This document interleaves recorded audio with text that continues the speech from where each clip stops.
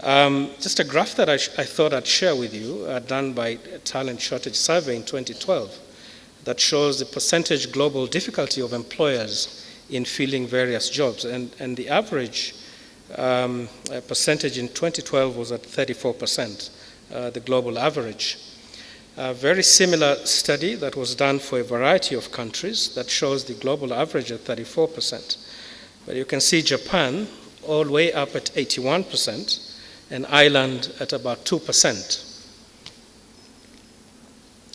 And then what are those jobs that employers have great difficulty in filling, and does this then assist us in the way that we structure our curriculum?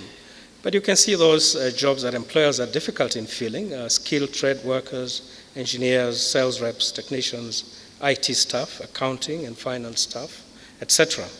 And then global reasons for difficulty in filling jobs. I'm sure you'd be able to answer a number of these yourselves, but lack of available applicants. So you've seen this, jobs advertised many times. The lack of technical competencies and so on, work experience, and a number of them.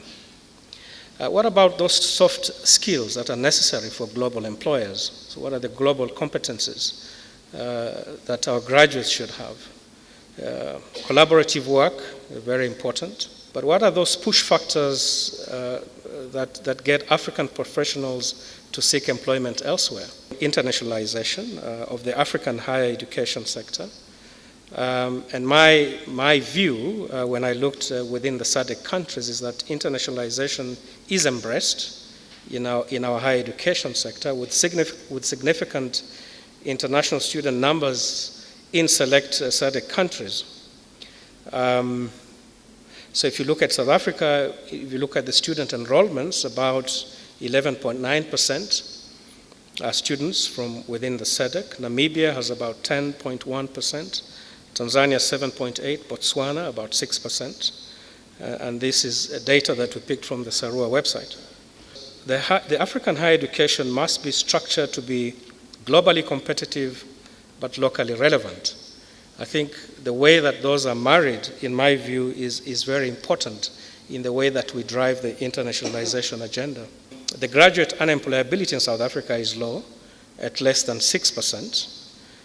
Compares well with what one would describe as developed countries. Of course, the question is, what does 6% translate to? If you have about 1.2 million graduates in South Africa, you're talking about 60,000 graduates that are unemployed, and then suddenly that figure looks very big. And when I talk about graduate unemployment, I refer to graduates with a bachelor's degree and upwards. So in this definition, we do not include graduates from, or your diplomats from further education and training colleges. Contrary to popular perception,